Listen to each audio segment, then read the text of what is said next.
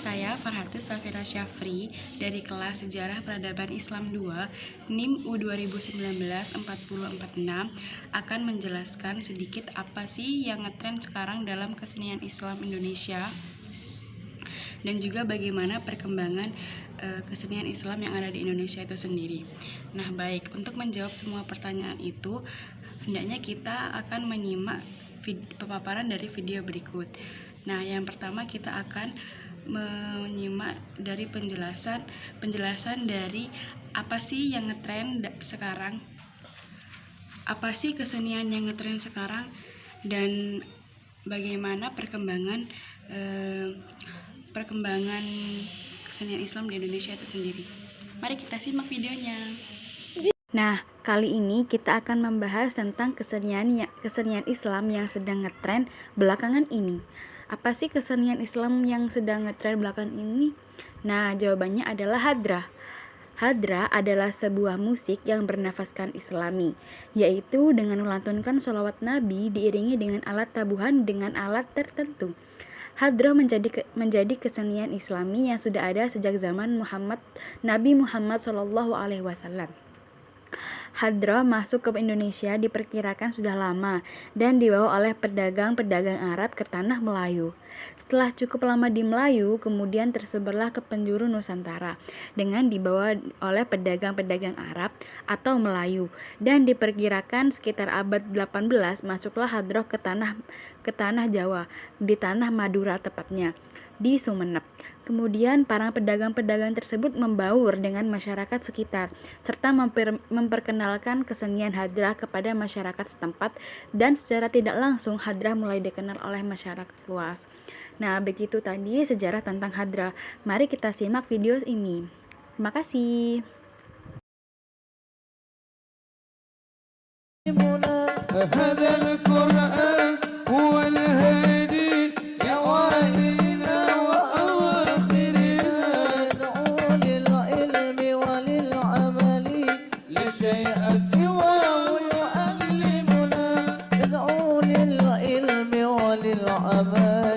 لا شيء سواه يؤلمنا لا شيء سواه يؤلمنا هذا القرآن يوحدنا لطريق الخير مؤدبنا الله تعالى أنزله ورسول الله معلمنا هذا القرآن يوحدنا لطريق الخير يؤدبنا الله تعالى أنزله ورسول الله معلمنا رسول الله معلمنا رسول الله علمنا من رسول الله علمنا من الإيمان أجمله كتاب الله نعلمه ونقرأه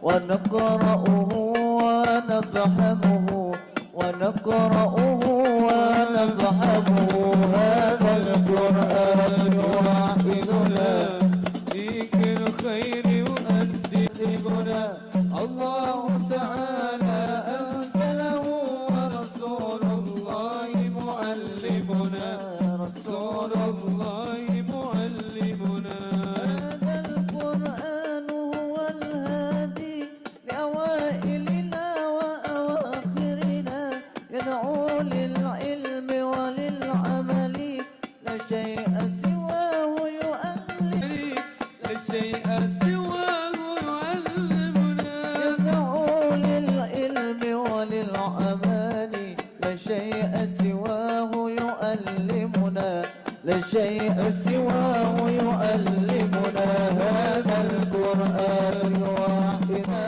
أرجله ورسول الله معلمنا هذا القرآن يوحدنا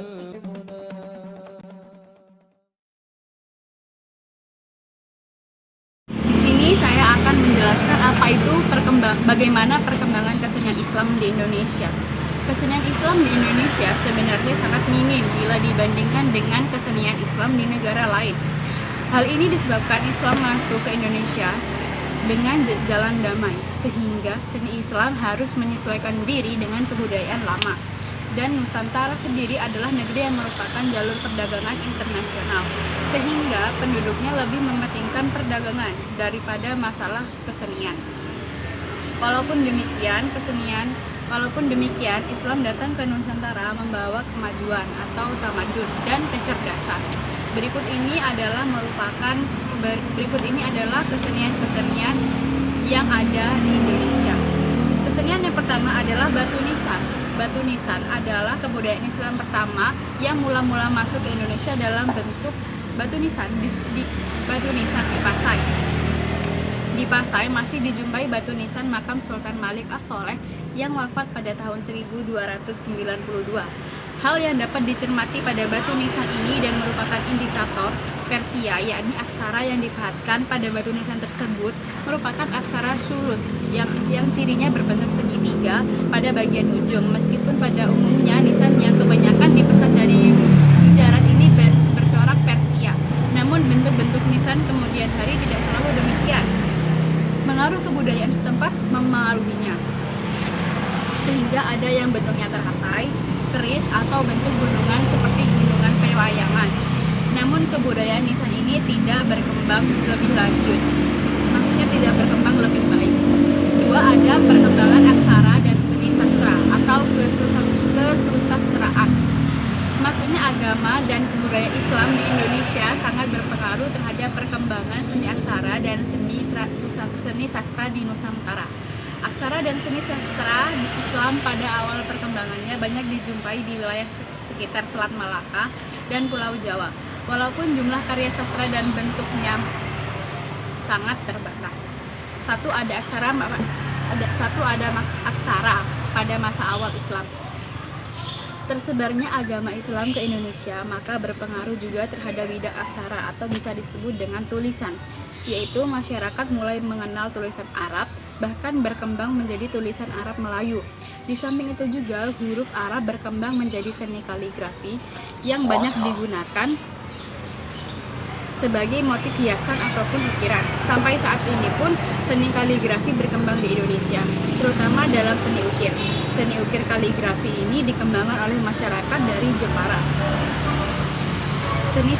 Yang kedua ada seni sastra awal masa Islam. Sebagaimana halnya Hindu-Buddha, Islam pun juga memberi pengaruh terhadap seni sastra di Nusantara. Seni sastra yang berkembang pada awal periode Islam adalah seni sastra yang berasal dari perpaduan sastra pengaruh Hindu, Buddha, dan sastra Islam yang banyak mendapat pengaruh dari Persia. Bentuk seni sastra yang berkembang adalah satu, hikayat. Hikayat yaitu cerita atau dongeng yang berpangkal dari peristiwa atau tokoh sejarah. Seringkali berisi keajaiban atau peristiwa yang tidak masuk akal. Yang kedua ada babat, yakni sebuah kisah hekaan pujangga keraton yang sering dianggap sebagai peristiwa sejarah. Di Melayu sering disebut juga sebagai salasi atau tambo. Yang ketiga ada suluk. Suluk ini adalah kitab-kitab yang berisi ajaran tasawuf yang bersifat panteisme. Yang keempat ada primbon. Primbon yaitu kitab-kitab bercorak kegaiban dan berisi ramalan-ramalan, penentuan-penentuan hari baik dan buruk, serta pemberian-pemberian makna kepada suatu kejadian.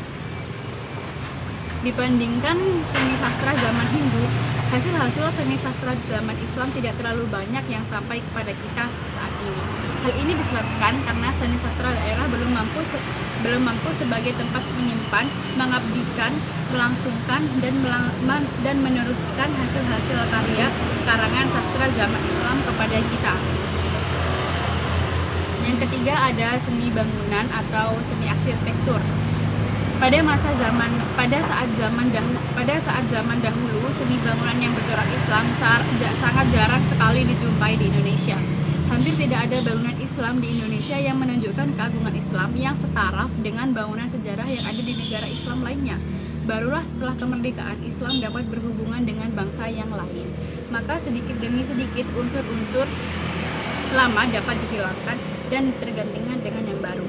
Atap tumpang yang sangat sangat identik dengan bangunan Hindu-Buddha dimodifikasikan dengan kubah dari Masjid Timur Tengah atau India.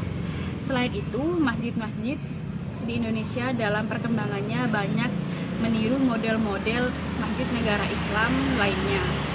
Sekian pemaparan dari saya. Yang keempat ada seni ukir. Seperti yang kita ketahui, tradisi Islam tidak menggambarkan bentuk manusia atau hewan, karena sudah tertera dalam hadis larangan itu tidak diperbolehkan. Tetapi pada masa awal Islam di Indonesia, ternyata larangan ini pernah diikuti.